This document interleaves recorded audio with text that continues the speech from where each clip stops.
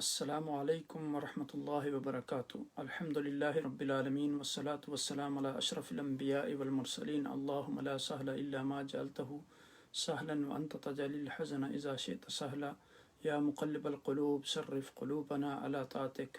اللہم رب اشرح لی صدری ویسر لی امری واحلل عقدۃ من لسانی یفقہوا قولی۔ اللہم رب زدنا علما، اللہم رب زدنا علما، اللہم رب زدنا علما۔ اللہ پاک کی حمد و ثنا اور قائد و جہاں نبی مکرم تاجدار عرب و عجم سید المرسلین خاتم النبیین رحمت للعالمین کی ذات گرامی پر درود اسلام کے بعد، رب کائنات کا احسان عظیم ہے کہ جس نے ہمیں ایک بار پھر یہ توفیق عطا فرمائی کہ خلاصہ قرآن کی اس مجلس میں ہم مل بیٹھیں اور قرآن کو صحیح طریقے سے پڑھنے، سمجھنے اور اس کا پیغام دوسرے لوگوں تک پہنچانے کا ذریعہ بنیں۔ اس نعمت پر ہم رب کائنات کا جتنا بھی شکر ادا کریں وہ کم ہے۔ اللہ کریم سے دعا ہے کہ وہ ہمیں قرآن حکیم کو صحیح طریقے سے پڑھنے، سمجھنے، اس پر عمل کرنے اور اس کا پیغام دوسرے لوگوں تک پہنچانے کا ذریعہ بنائے، اور ہمیں حق بات کہنے، سننے اور اس پر عمل کرنے کی توفیق عطا فرمائے۔ سب سے پہلے آپ تمام حضرات کو میں اس مبارک مجلس میں ویلکم کرتا ہوں اور دعا گو ہوں کہ اللہ سبحانہ و تعالی ہم سب کے دلوں کو قرآن کے نور سے منور فرمائے۔ اللہ سبحانہ و تعالیٰ کے فضل و کرم اور احسان سے اور نبی اکرم صلی اللہ علیہ وسلم کے فیضان کے تصدق سے ہم نے خلاصہ قرآن کی گزشتہ مجلس میں سورہ عبسہ، سورہ التکویر، سورہ الانفطار، سورہ المطففین، ان کا خلاصہ اور ان کے اہم مضامین پر بڑی تفصیل سے گفتگو کی تھی۔ آج ہماری گفتگو کا مرکز و محور جو ہوں گی صورتیں، وہ سورہ الانشقاق، البروج، سورہ الطارق، سورہ الاعلیٰ اور سورہ الغاشیہ۔ تو اس سے پہلے کہ ہم باقاعدہ اپنی گفتگو کا آغاز کریں، اس سے پہلے ہم سرسری سا جائزہ پچھلی مجلس میں جو ہم نے صورتیں پڑھی تھیں ان کے مضامین کا لے لیتے ہیں، تاکہ ان کے مضامین اچھی طرح ہمارے ذہن نشین ہو جائیں اور نئے آنے والے ناظرین و ناظرات اور سامعین و سامعات کو بھی سمجھنے میں آسانی ہو۔ سورہ عبسہ جو ہے قرآن مجید کی ترتیب کے لحاظ سے اس کا عدد جو ہے 80 ہے، 80 نمبر صورت ہے۔ مکہ کے قیام کی ابتدائی زمانہ میں نازل ہوئی۔ اس میں اور اس کی بعد کی صورتوں میں جیسے میں نے کل عرض کیا تھا کہ اب ایک رکوع آئے گا۔ یہ سورہ مبارکہ 42 آیات پر مشتمل ہے۔ اس میں بتایا گیا ہے کہ مال و دولت، ناموری، شہرت کے حاصل ہونے سے کوئی انسان جو ہے وہ قابل قدر یا قابل تعظیم نہیں بن جاتا۔ قابل قدر انسان وہ ہے جو اپنی اصلاح کرے، اپنی اصلاح کی فکر میں لگا رہے اور اچھی باتیں سیکھنے کی ہمیشہ کوشش کرتا رہے۔ جیسے کسی عالم نے کہا کہ لا یطلب الکمال من المرء انما یطلب منه ان یکون کل یوم احسن ما مضى منه، کہ کسی بھی انسان سے یہ مطالبہ نہیں کیا جاتا کہ وہ مکمل کمپلیٹ انسان بن جائے، لیکن اس کا ہر آنے والا دن پہلے گزرے ہوئے دن سے بہتر ہونا چاہیے۔ اس صورت میں ایک نابینا صحابی عبداللہ ابن مکتوم کی مثال بیان کر کے بتایا گیا کہ سب انسان جو ہیں وہ برابر ہیں۔ ہدایت ربانی اور آخرت کے مدارج و قوائف کا بیان ہے۔ یہاں قائد و جہاں نبی اکرم صلی اللہ علیہ وسلم قریش کے مالداروں کو جو ہے وہ دین کا پیغام سمجھا رہے تھے کہ تاکہ وہ شاید اسلام قبول کر لیں اور ان کی وجہ سے اور بھی لوگ اسلام قبول کریں۔ تو اسی اثناء میں یہ عبداللہ ابن ام مکتوم تشریف لائے، تو انہوں نے حضور نبی اکرم صلی اللہ علیہ وسلم کی توجہ اپنی طرف مبذول کروانا چاہیے، تو یہ حضور نبی اکرم صلی اللہ علیہ وسلم کو ناگوار گزرا، چونکہ جو ان کا تسلسل تھا گفتگو کا وہ ٹوٹ گیا قریش کے ساتھ۔ تو اس موقع پر یہ سورہ مبارکہ نازل ہوئی اور اختتام میں پر قیامت کا ہولناک جو ہے ترین منظر پیش کیا گیا، جب انسان خوفزدہ ہو کر اپنے قریبی رشتہ داروں سے جو ہے ان کو بھول جائیں گے، ان سے بھاگیں گے، نفس نفسی کا عالم ہوگا، کسی کو کسی کی فکر نہیں ہوگی، اپنی ذات کی فکر ہوگی۔ انسان کے ناشکرہ ہونے کا بیان جو اپنی اصل کو بھول کر اللہ کے سامنے سرکشی اختیار کرتا ہے، اس کا بیان کیا گیا ہے سورہ مبارکہ میں۔ اس کے بعد سورہ التکویر ہے، قرآن مجید کی 81ویں صورت ہے، مکہ کے قیام کے ابتدائی زمانہ میں نازل ہوئی۔ اس سورہ مبارکہ کو میں انسان کو جو ہے غفلت کی نیند سے بیدار کیا گیا، چونکایا گیا کہ دنیا کا جو ٹھکانہ ہے یہ عارضی ہے اور آخرت کی زندگی کا ابدی ہونا اور قیامت کا ہولناک نقشہ اس سورہ مبارکہ میں کھینچا گیا۔ اس صورت کے بیسیکلی دو حصے ہیں. پہلا حصہ جو 14 آیات پر مشتمل ہے، کل اس سورہ مبارکہ میں 29 آیات ہیں، تو 14 آیات پر پہلا حصہ جو ہے اس میں ہولناک کائناتی انقلاب کا بیان ہے، جس کے اثرات سے کائنات کی کوئی چیز بھی محفوظ نہیں رہے گی. آسمان پھٹ جائے گا، زمین جو ہے ریزہ ریزہ ہو جائے گی. تو دوسرے حصہ میں جو کہ 15 آیات پر مشتمل ہے، باری تعالیٰ نے 3 قسمیں کھا کر قرآن کی حقانیت اور حضور نبی اکرم صلی اللہ علیہ وسلم کی نبوت و صداقت کو بیان فرمایا ہے، اور اس بات کی تردید کیا کہ نعوذ باللہ حضور نبی اکرم صلی اللہ علیہ وسلم دیوانہ ہیں، بلکہ فرمایا گیا کہ حضور نبی اکرم صلی اللہ علیہ وسلم ان لوگوں کی دیوانگی کو فرزانگی میں بدلنے کے لیے تشریف لائے ہیں. اس کے بعد سورہ الانفطار تھی، جو تیسری صورت ہم نے پڑھی تھی. قرآن مجید کی سورہ نمبر 82 ہے. یہ قیام مکہ کے ابتدائی زمانہ میں نازل ہوئی. اس میں انسان کو قیامت کی طرف توجہ دلائی گئی اور اس کو بتلایا گیا کہ اس دن کو مت بھولو جو یقیناً آ کر رہے گا، جب آسمان پھٹ جائے گا، زمین ریزہ ریزہ ہو جائے گی، ستارے تتر بتر ہو جائیں گے، ان کی روشنی زائل ہو جائے گی، سمندر ابل پڑیں گے، دریا اور سمندر ایک دوسرے کے ساتھ مل جائیں گے اور جگہ چھوڑ کر گڈمڈ ہو جائیں گے، زمین کے اندر کی سب چیزیں باہر نکل جائیں گی، مردے قبروں میں جہاں کہیں بھی ہوں گے وہ باہر نکل آئیں گے. اس صورت میں پہلے تو ان تبدیلیوں کا ذکر ہے جو وقوع قیامت کے وقت نظام کائنات میں رونما ہوں گی، آیت نمبر 1 سے لے کر 5 تک. پھر محبت سے یعنی محبت امیز لہجے میں انسان سے شکوہ کیا گیا کہ انسان تجھے آخر کس چیز نے اپنے پروردگار کے بارے میں دھوکے میں ڈالا ہے، یعنی یہ ساری کائنات کی نشانیاں بیان کر کے اس کے بعد کہا کہ یہ ساری چیزیں ہوتے ہوئے بھی تجھے کس چیز نے دھوکے میں ڈالا ہے کہ تم اپنے رب پر ایمان نہیں لاتا، اس کے احسانات کو بلا کر تم معصیت اور ناشکراپن پر اتر آیا ہے. اصل بات یہ ہے کہ تمہیں ابرار اور فجار دو گروہوں میں تقسیم کر دیا جائے گا. ابرار کی جو ہے نعمتوں کی جگہ یعنی جنت میں جائیں گے، اور فجار جو ہے عذاب کی جگہ یعنی دوزخ میں ہوں گے. اس کے بعد آخری صورت گزشتہ مجلس میں جو ہماری تھی وہ سورۃ المطففین تھی. قرآن مجید کی ترتیب کے لحاظ سے سورت کا عدد جو ہے وہ 83 ہے، اور یہ انہی صورتوں میں سے ہے جو قیام مکہ کے ابتدائی زمانہ میں نازل ہوئیں. اسی صورت میں ایک ایسی برائی کا ذکر کیا گیا ہے اس صورت میں، یعنی جس میں انسان خود غرضی اور لالچ کی وجہ سے پھنس جاتا ہے. پہلے زمانے میں یہ برائی جو ہے نمایاں طور پر مدین والوں میں ظاہر ہوئی. وہ لوگ ناپ تول میں کمی کرتے تھے، جب دوسروں سے لیتے تو ناپ تول میں کچھ زیادہ لیتے، لیکن جب دوسروں کو ناپ تول کر دیتے تو اس سے کم دیتے. تو ان کی اس یعنی اخلاقی گراوٹ کا یہاں اس سورہ مبارکہ میں ذکر کیا گیا.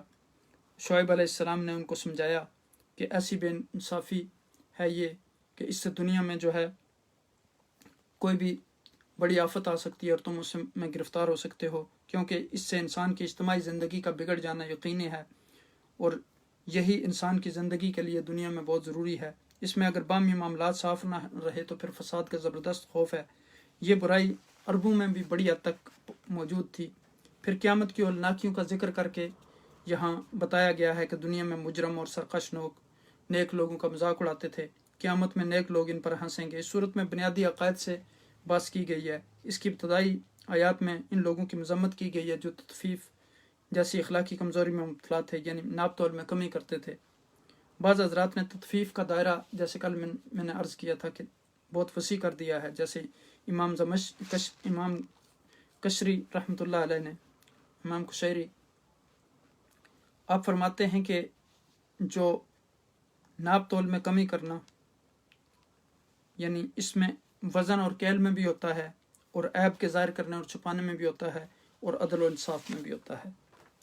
اب یہاں سے ہمارے آج کے درس کا آغاز ہوتا ہے سورہ الانشقاق سے. اعوذ باللہ من الشیطان الرجیم، بسم اللہ الرحمن الرحیم.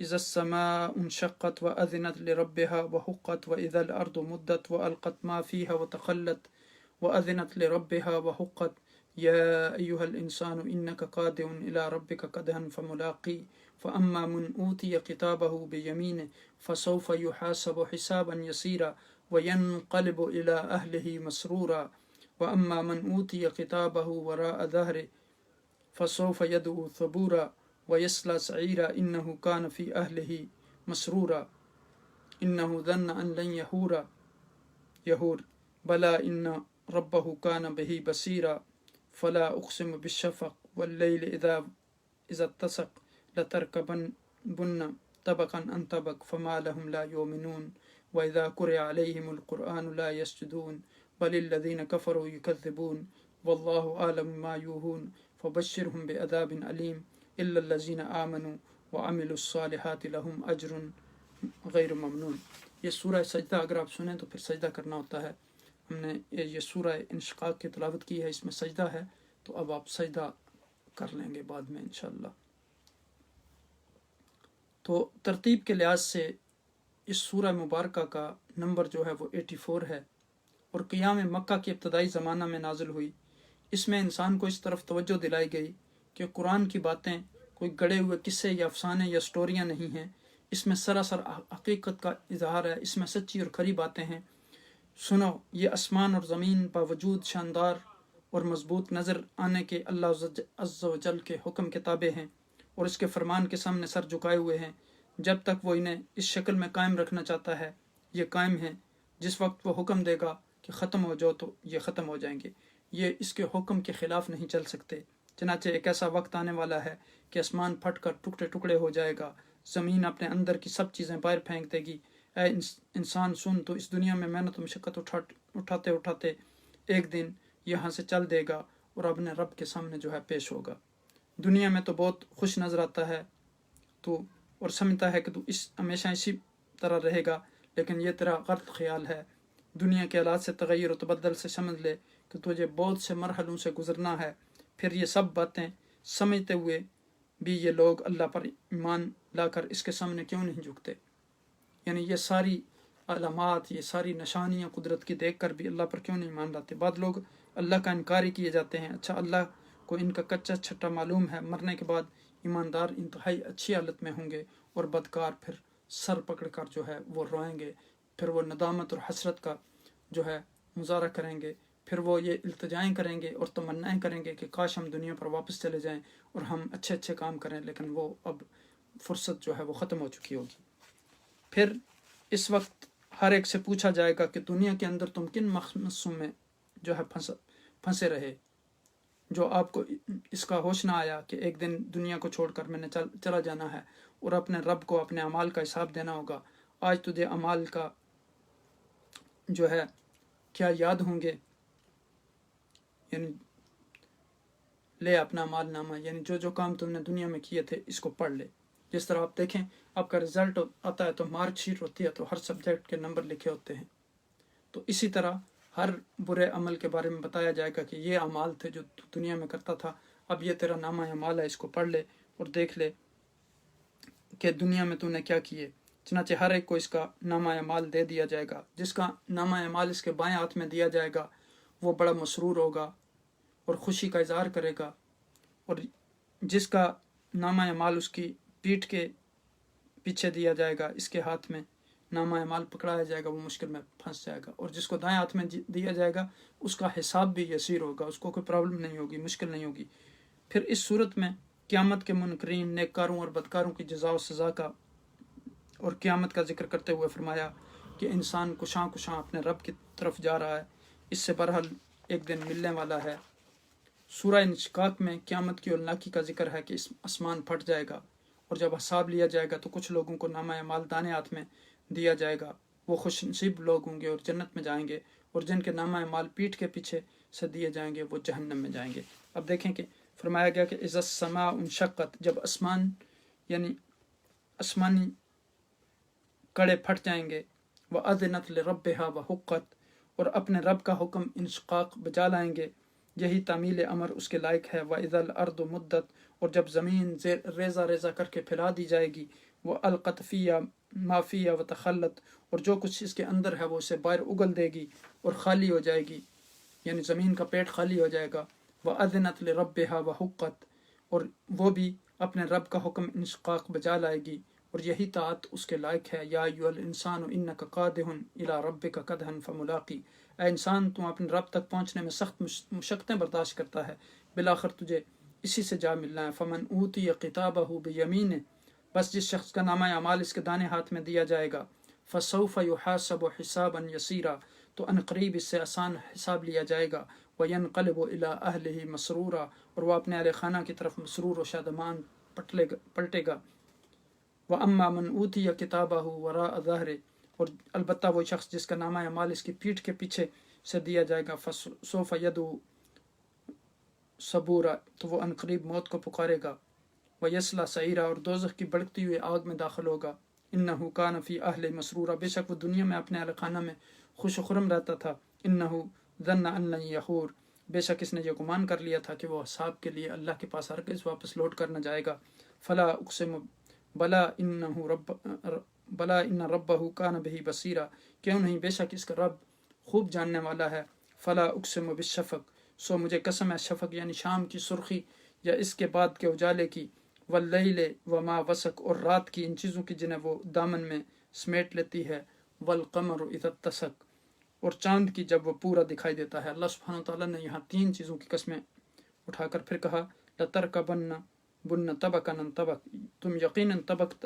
پر طبق ضرور سواری کرتے ہوئے جاؤ گے، فَمَا لَهُمْ لَا يُؤْمِنُونَ، تو انہیں کیا ہو گیا کہ قرآن پیشن گوئی کی صداقت دے کر بھی ایمان نہیں لاتے، وَإِذَا قُرِئَ عَلَيْهِمُ الْقُرْآنُ لَا يَسْجُدُونَ، اور جب ان پر قرآن پڑھا جاتا ہے تو وہ اللہ کے سامنے سجدہ ریز نہیں ہوتے، بَلِ الَّذِينَ كَفَرُوا يُكَذِّبُونَ، وہ بلکہ کافر لوگ اسے مزید جھٹلا رہے ہیں، واللہ عالم ما یوہون، اللہ سبحانہ تعالیٰ کفر و عداوت کے سامان کو خوب جانتا ہے وہ جو جمع کر رہے ہیں، وہ بشرہم بعذاب علیم، سو آپ انہیں دردناک عذاب کی بشارت دے دیں، الا الذین آمنوا وعملوا الصالحات لہم اجر غیر ممنون، مگر جو لوگ ایمان لائے اور نیک عمل کرتے ہیں ان کے لیے غیر منقطع دائمی ثواب ہے۔ یہاں اس سورہ مبارکہ کا خاتمہ ہوتا ہے کہ الا الذین آمنوا وعملوا الصالحات، پہلے ان لوگوں کا ذکر کیا گیا جو انکار کرنے والے ہیں، یہاں پھر اہل ایمان کو یہ بشارت دی گئی کہ ان کے لیے غیر منقطع دائمی ثواب ہے۔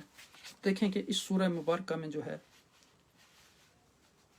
یعنی قیامت کی اولناکیوں کا ذکر کیا گیا کہ آسمان پھٹ جائے گا، جب حساب لیا جائے گا تو کچھ لوگوں کو نامہ اعمال دانے ہاتھ میں دیا جائے گا اور وہ خوش نصیب ہوں گے اور جنت میں جائیں گے، اور جن کے نامہ اعمال جو ہے پیٹھ کے پیچھے سے دیے جائیں گے وہ جہنم میں جائیں گے۔ گویا اس سورہ میں انسان کے اعمال نامے کے بارے میں بتایا گیا ہے، فانی دنیا کے بارے میں اس سورہ مبارکہ میں بتایا گیا، اعمال نامے جو بہترین کسوٹی ہیں اس کے بارے میں بتایا گیا کہ اچھے اعمال والے جو ہیں وہ جنت میں جائیں گے اور برے اعمال والے دوزخ میں جائیں گے، کیے کی سزا ملے گی ہر انسان کو اس کے عمل کے مطابق۔ ہر دن لوگ جو ہے وہ اللہ کے سامنے سجدے نہیں کرتے اس کی آیات کو سن کر۔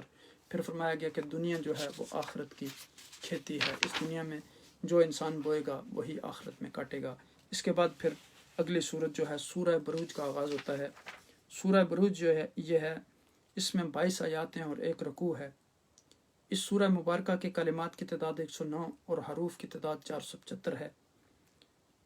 اعوذ باللہ من الشیطان الرجیم، بسم اللہ الرحمن الرحیم، والسماء ذات البروج والیوم الموعود وشاہد ومشہود، قتل اصحاب الاخدود النار ذات الوقود اذ هم علیہا قعود وهم علی ما یفعلون بالمؤمنین شہود وما نقموا منهم الا ان یؤمنوا باللہ العزیز الحمید الذی له ملک السماوات والارض واللہ علی کل شیء شہید ان الذین فتنوا المؤمنین والمؤمنات ثم لم يتوبوا فلهم عذاب جہنم ولهم عذاب الحریق ان الذین آمنوا وعملوا الصالحات لهم جنات تجری من تحتها الانہار ذلک الفوز الکبیر۔ سورہ بروج جو ہے یہ ترتیب قرآنی کے لحاظ سے اس سورت کا نمبر جو ہے وہ 85 ہے۔ اس سورہ میں ان لوگوں کو دھمکی دی گئی جو مسلمانوں کو ستاتے تھے اور مسلمانوں کو دلاسا دیا گیا، ان کو تسلی دی گئی کہ اس میں یمن شہر نجران کے یہودی بادشاہ ذو نواس کے حال اس حال کی طرف اشارہ کیا گیا کہ اس نے ایک خندق کھود کر اس میں آگ جلا کر جو ایمان والے تھے ان کو پھینک دیا تھا اور جلا دیا تھا، تو ایماندار عیسائیوں کو اس میں ڈال کر جلا دیا۔ عیسائیوں نے جلنا منظور کیا لیکن اپنا دین نہ چھوڑا، آخر یہ بادشاہ جو ہے تباہ ہوا اور بعد میں اس کے ملک یعنی یمن پر حبش بادشاہ کا جو قبضہ ہو گیا جو عام الفیل تک رہا۔ عام الفیل میں وہ سال ہے جس میں حضرت صلی اللہ علیہ وسلم پیدا ہوئے۔ ذو نواس جو ہے اور یہودی لوگ خندق کے پاس بیٹھے ایماندار عیسائیوں کے جلنے کا تماشا دیکھ رہے تھے کہ وہ آگ بڑھ کر سارے شہر میں پھیل گئی اور سب کو جو ہے وہ جلا کر رکھ دیا۔ اس تاریخی واقعے کی طرف اشارہ کر کے مکہ کے کافروں کو یہ جتلانا مقصود ہے کہ اللہ پر ایمان رکھنے والے مردوں اور عورتوں کو صرف ان کے ایمان کی وجہ سے ستانے والوں کی تباہی کا باعث ہوتا ہے جو دیر یا سویر انہیں نصیب ہو کر رہتی ہے۔ دنیا میں اگر بچ بھی گئے تو مرنے کے بعد آخرت میں وہ دوزخ کی آگ میں جلیں گے، اور ایمان والے صبر و تحمل کے ساتھ اپنے ایمان پر قائم رہنے کی بدولت وہ جنت میں داخل ہو کر آرام کی زندگی بسر کریں گے۔ اس کے بعد پھر اس سورہ مبارکہ میں تنبیہ کی گئی کہ اللہ عز و جل کی گرفت بڑی سخت ہے، وہ بڑی قدرت والا ہے، وہ غفور الرحیم ہے، مالک و مختار ہے، اس لیے اس کا حکم مانو اور اس قرآن میں جو کچھ موجود ہے اس پر ایمان لاؤ۔ نجران کے جو حق پسند اور عیسائی علیہ ایمان کو یہودی ظالم بادشاہ نے آگ سے بھرے گڑھے میں پھینکوا دیا۔ ساحر، راہب اور نوجوان لڑکے کا قصہ منقول ہے جس کی استقامت کو دیکھ کر ہزاروں لوگوں نے اسلام قبول کیا اور خندق والی دہتی آگ میں ڈالے گئے۔ پھر فرمایا گیا کہ اللہ کی پکڑ بڑی شدید ہے، جب کوئی اس کے عذاب کی گرفت میں آ جائے تو پھر وہ بچ نہیں سکتا۔ ان بطش ربک لشدید انہ یبدئ و یعید۔ تو اس صورت کا موضوع جو ہے وہ کفار کو ظلم و ستم کے برے انجام سے خبردار کرنا ہے کہ جو وہ ایمان لانے پر مسلمانوں پر ڈال رہے تھے۔ نظام شمس و قمر شاید ہے کہ جن نے بڑے بڑے گڑھوں میں آگ بڑکا کر ایمان لانے والوں کو ان میں پھینکا اور اپنی آنکھوں سے ان کے جلنے کا تماشا دیکھا، وہ عذاب الہی کے مستحق ہو گئے۔ ان لوگوں نے ایمان والوں کو صرف اس جرم کی سزا دی تھی کہ وہ اللہ پر ایمان رکھتے تھے۔ یاد رکھو ایمان والوں کو ستانے والے دوزخ کے آگ کے مستحق ہوں گے اور ایمان والے جنت کی کامیابیاں حاصل کریں گے۔ اے مصطفیٰ صلی اللہ علیہ وسلم، اے حبیب کبریا، آپ کے رب کی پکڑ بڑی سخت ہے، وہی پہلی بار پیدا کرتا ہے، وہی دوبارہ پیدا کرے گا، وہ سب کچھ کرنے والا ہے، وہ ہمیشہ اپنے اور نبیوں کے دشمنوں کو جو ہے وہ ہلاک کرتا ہے۔ فرعون اور ثمود کی تاریخ پڑھ کر دیکھ لو، یہ ہٹ درم جان بوجھ کر جٹلا رہے ہیں، حالانکہ اللہ نے ان کو گرے میں لے رکھا ہے۔ ان کے جٹلانے سے اس قرآن کا کچھ نہیں بگڑتا، بلکہ یہ قرآن بلند پایا ہے، اس تختی میں نقش ہے جو محفوظ ہے۔ اب دیکھیں کہ اس میں اس بات کا تذکرہ کیا گیا، قتل اصحاب الاخدود یعنی خندق والے لوگ جو ہے وہ ہلاک کر دیے گئے، النار ذات الوقود یعنی اس بڑکتی آگ والے جو بڑے ایندھن سے جلائی گئی تھی، اذ ہم علیہا قعود جب وہ اس کے کناروں پر بیٹھے تھے، وہم علی ما یفعلون بالمؤمنین شہود اور وہ خود گواہ ہیں جو کچھ اہل ایمان کے ساتھ کر رہے تھے، یعنی آگ میں پھینک پھینک کر جلا رہے تھے۔ وما نقموا منہم الا ان یؤمنوا باللہ العزیز الحمید، اور انہیں مومنوں کی طرف سے اور کچھ بھی ناگوارا نہ تھا سوائے اس کے کہ وہ مومنین تھے، اللہ پر ایمان لانے والے تھے، جو غالب اور لائق حمد و ثنا ہے۔ الذی لہ ملک السماوات والارض واللہ علی کل شیء شہید، جس کے لیے آسمانوں اور زمین کی ساری بادشاہت ہے اور اللہ سبحانہ وتعالی ہر چیز پر گواہ ہے۔ ان الذین فتنوا المؤمنین والمؤمنات ثم لم یتوبوا فلہم عذاب جہنم ولہم عذاب الحریق، بے شک جن لوگوں نے مومن مردوں اور مومن عورتوں کو اذیت دی پھر توبہ بھی نہ کی تو ان کے لیے عذاب جہنم ہے اور ان کے لیے بالخصوص آگ میں جلنے کا عذاب ہے۔ ان الذین آمنوا وعملوا الصالحات لہم جنات تجری من تحتها الانہار ذلک الفوز العظیم، ذلک الفوز الکبیر، بے شک جو لوگ ایمان لائے اور نیک عمل کرتے رہے ان کے لیے جنتیں ہیں جن کے نیچے سے نہریں بہتی ہیں، یہی بڑی کامیابی ہے۔ اس کے بعد فرمایا ان بطش ربک لشدید انہ یبدئ و یعید، بے شک اللہ کی پکڑ جو ہے، اللہ کا عذاب بڑا سخت ہے، بے شک وہی پہلی بار پیدا فرماتا ہے اور دوبارہ بھی وہی پیدا فرمائے گا۔ وہو الغفور الودود، بے شک وہ بڑا بخشنے والا محبت کرنے والا ہے۔ ذو العرش المجید، مالک عرش ہے یعنی پوری کائنات کے تخت اقتدار کا مالک بڑی شان والا ہے۔ فعال لما یرید، وہ جو بھی فرماتا ہے ارادہ کرتا ہے اسے خوب کر دینے والا ہے۔ هل اتاک حدیث الجنود، کیا آپ کے پاس لشکروں کی خبر نہ پہنچی؟ فرعون و ثمود، فرعون کے اور ثمود کے لشکروں کی، بل الذین کفروا فی تکذیب، بلکہ ایسے کافر ہمیشہ حق کو جھٹلانے میں ہی کوشاں رہتے ہیں۔ واللہ من ورائہم محیط، بلکہ اللہ سبحانہ وتعالیٰ جو ہے ان کے گرد و پیش سے انہیں گھیرے میں لیے ہوئے ہے۔ بل ہوا قرآن مجید، بلکہ یہ بڑی عظمت والا قرآن ہے، فی لوح محفوظ، جو لوح محفوظ میں لکھا ہوا ہے۔ تو گویا اس سورہ مبارکہ میں آپ دیکھیں کہ نظام کائنات اور تاریخ کی گواہی دی گئی، اللہ سبحانہ وتعالیٰ کی قدرت کاملہ کے دلائل پر بڑی تفصیل سے گفتگو کی گئی اور بتایا گیا کہ یہ قرآن جو ہے یہ کتاب حق ہے اور ان کا جو جھٹلانا ہے وہ ان کے لیے جہنم کے عذاب کا سبب بنے گا جس میں یہ ہمیشہ رہیں گے، اور نیک لوگ جو ہے ان کے لیے جنت ہے۔ اب یہ دیکھیں یہاں خدا کے یہاں فرمایا گیا کہ دیر ہے اندھیر نہیں، اور اللہ سبحانہ تعالیٰ کی اس سختی کا بیان یہاں کیا گیا دوزخ میں جو کفار اور منافقین اور منکرین کے ساتھ ہوگی، اور بتایا گیا کہ جیسا تم اس زمین میں بوؤ گے ایسا ہی کاٹو گے، جیسی فصل کا بیج بویا جاتا ہے جیسے کاٹی جاتی ہے، اسی طرح جو تمہارے اچھے اعمال ہوں گے فَمَن يَعْمَلْ مِثْقَالَ ذَرَّةٍ خَيْرًا يَرَهُ وَمَن يَعْمَلْ مِثْقَالَ ذَرَّةٍ شَرًّا يَرَهُ، جو اچھے عمل کرے گا اسے ذرہ بر اچھی نیکی کا بھی اجر ملے گا، اور ذرہ بر برے عمل کا بھی جو ہے اس کی سزا ملے گی۔ وَلَا تَزِرُ وَازِرَةٌ وِزْرَ أُخْرَى، اور دوسرے کا بوجھ کسی انسان پر نہیں ڈالا جائے گا۔ پھر عظمت ربانی کا یہاں ذکر کیا گیا کہ إِنَّ بَطْشَ رَبِّكَ لَشَدِيدٌ إِنَّهُ هُوَ يُبْدِئُ وَيُعِيدُ وَهُوَ الْغَفُورُ الْوَدُودُ ذُو الْعَرْشِ الْمَجِيدُ فَعَالٌ لِمَا يُرِيدُ۔ پھر لشکروں کا ذکر کیا گیا کہ هل أتاك حديث الجنود فرعون وثمود، یعنی فرعون اور ثمود کے لشکروں کے اخبار تمہارے پاس نہیں، خبریں نہیں آئیں۔ تو اس کے بعد پھر قرآن کی حقانیت کا آگے تذکرہ کیا گیا۔ اس کے بعد جو ہے پھر اگلی صورت جو ہے وہ سورہ الطارق ہے۔ اعوذ باللہ من الشیطان الرجیم، بسم اللہ الرحمن الرحیم۔ والسماء والطارق وما أدراك ما الطارق النجم الثاقب إن كل نفس لما عليها حافظ فلينظر الإنسان مما خلق من ماء دافق يخرج من بين الصلب والترائب إنه على رجعه لقادر يوم تبلى السرائر فما له من قوة ولا ناصر والسماء ذات الرجع والأرض ذات الصدع إنه لقول فصل وما هو بالهزل إنهم يكيدون كيدا وأكيد كيدا فماهل الكافرين أمهلهم رويدا۔ تو یہاں یہ سورہ طارق کی ہم نے جو ہے ابتدائی آیات سے لے کر آخر تک کی آیات کی تلاوت کی ہے۔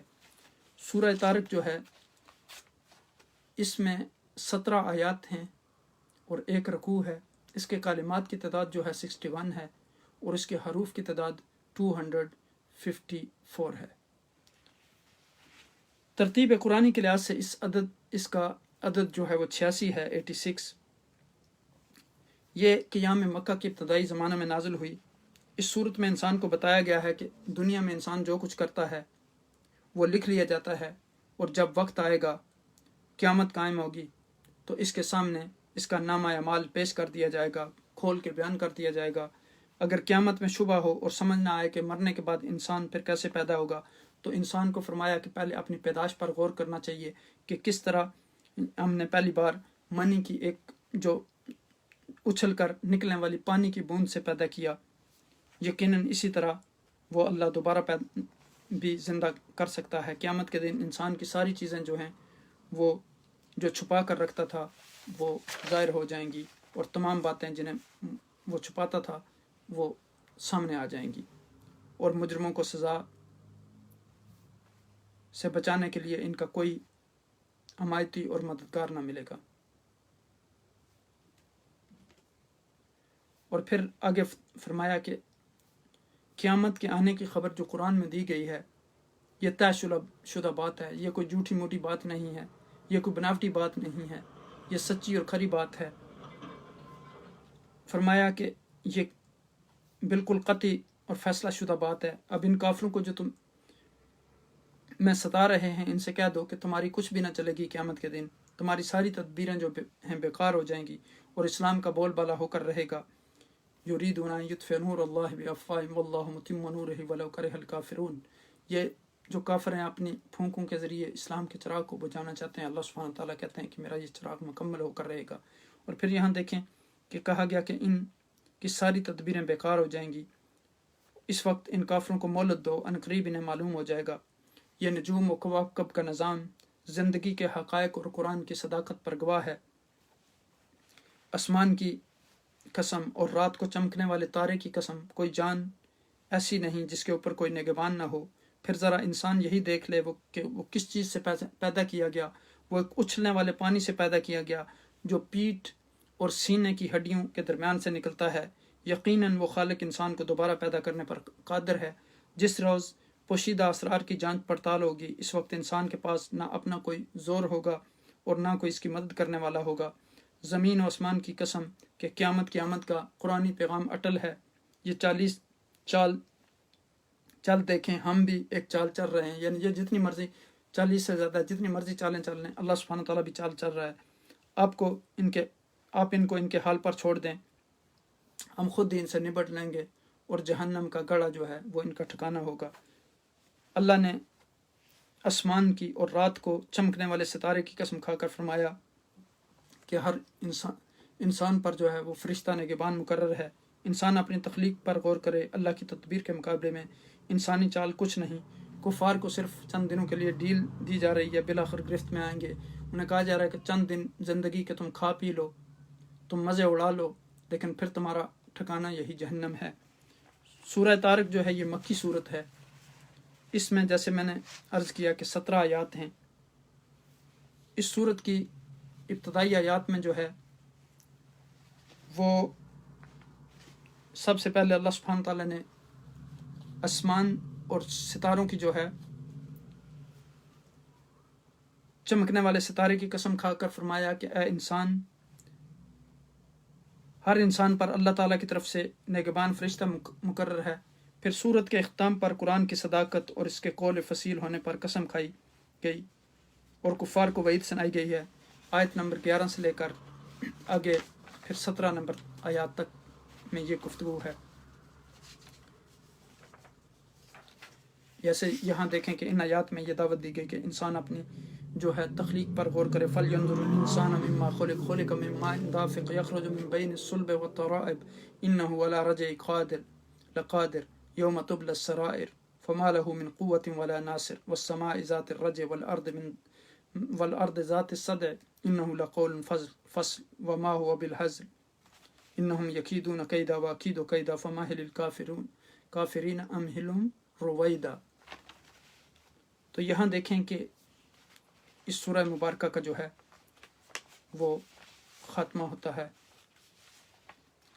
اس کے بعد جو ہے آپ اگر یہاں دیکھیں تو اس کے بعد سورہ الاعلیٰ کا آغاز ہوتا ہے۔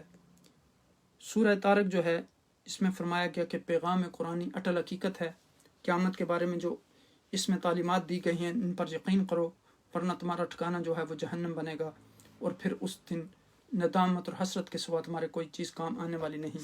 اس حقیقت اور انسان کی حقیقت کا اس سورہ مبارکہ میں تذکرہ کیا گیا کہ اس کو ایک ایسے قطرے سے پیدا کیا گیا جو یعنی پانی کی طرح بہہ جانے والا قطرہ ہے، اور اگر وہ انسان کے جسم یا کپڑے پر لگ جاتا ہے تو وہ ناپاک ہو جاتا ہے، اس کو صاف کرنا پڑتا ہے۔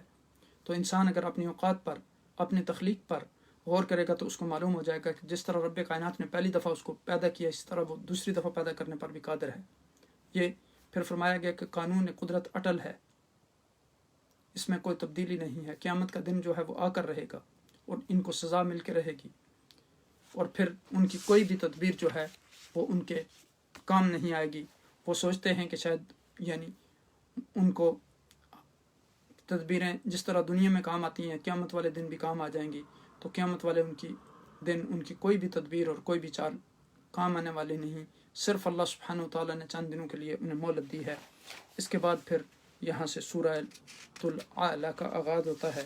بسم اللہ الرحمن الرحیم۔ سبح اسم ربک الاعلیٰ الذی خلق فسوى والذی قدر فہدی والذی اخرج المرعى فجعله غثاء احوى سنقرئک فلا تنسى الا ما شاء الله انه يعلم الجهر وما يخفى ونيسرك لليسرى فذكر ان نفعت الذكرى سيذكر من يخشى ويتجنبها الاشقى الذي يصلى النار الكبرى ثم لا يموت فيها ولا يحيى قد افلح من تزكى وذكر اسم ربه فصلى بل تؤثرون الحياة الدنيا والآخرة خير وأبقى إن هذا لفي الصحف الأولى صحف ابراہیم و موسیٰ۔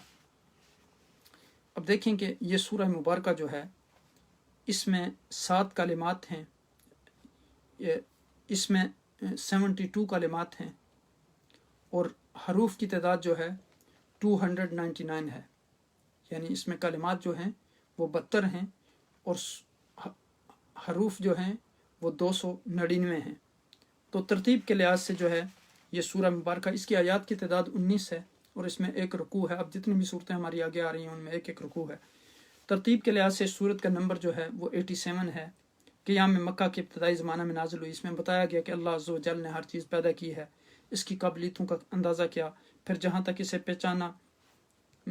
پہچاننا تھا وہاں تک پہنچنے کی اسے راہ بتائی انسان کو، یعنی جانداروں کے لیے چارہ اور غلہ پیدا کیا، پھر اسے خوش کر کے ذخیرہ کرنے کا راستہ کھولا، انسان کی ہدایت کے لیے قرآن مجید کو رسول صلی اللہ علیہ وسلم پر نازل کیا۔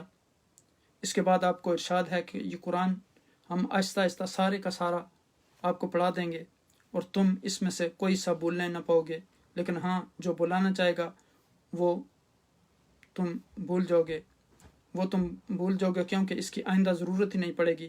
اللہ تمام چھپی اور کھلی مصلحتوں کو جو ہیں اور بیدوں کو جانتے ہیں، ان سے واقف ہیں، وہ تمہیں سارے کام کی باتیں سہولت کے ساتھ کرنے کا طریقہ بتا دے گا۔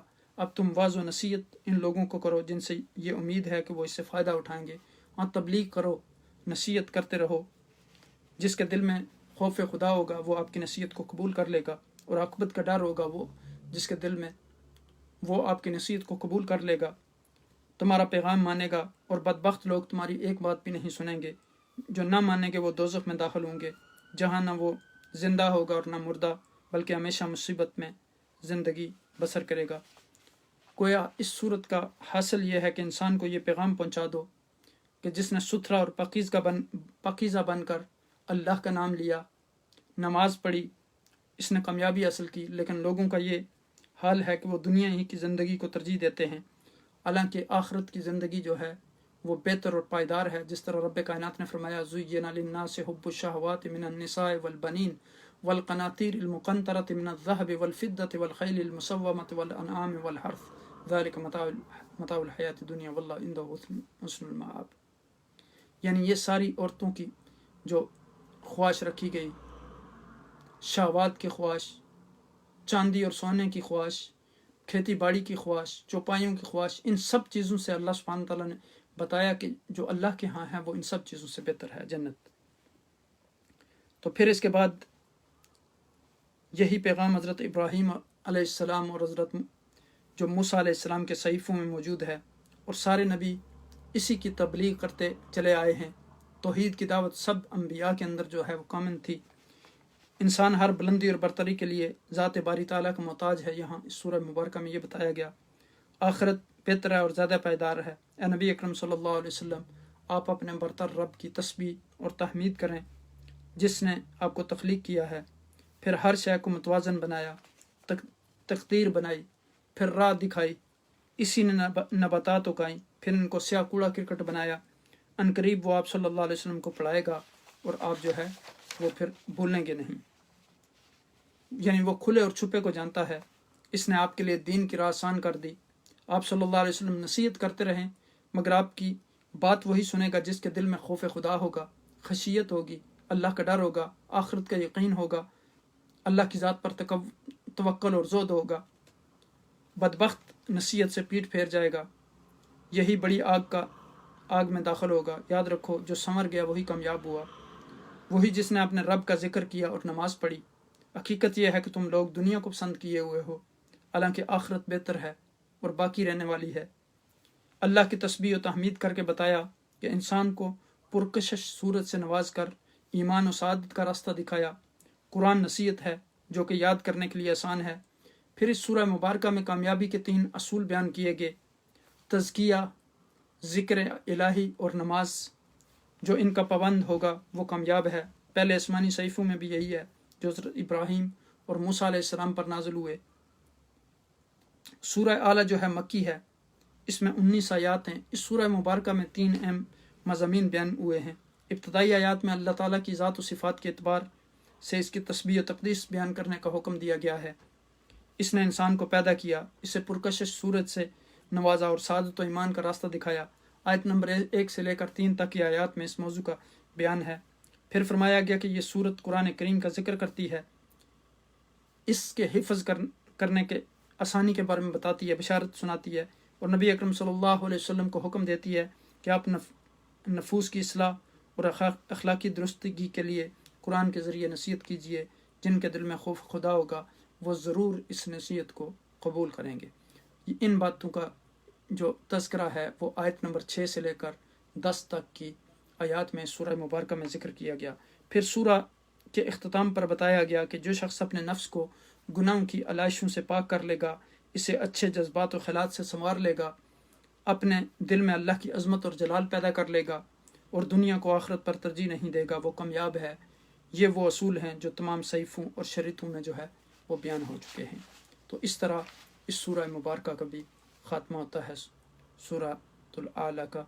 اس میں جو ہے یہ بتایا گیا کہ کامیاب کون ہے اور ناکام کون ہے، اور کامیابی کے اصول بتائے گئے کہ تزکیہ اور نماز اور ذکر الہی، ان چیزوں پر عمل کرنے والا جو انسان ہے وہ دنیا میں بھی کامیاب ہے اور آخرت میں بھی کامیاب ہے۔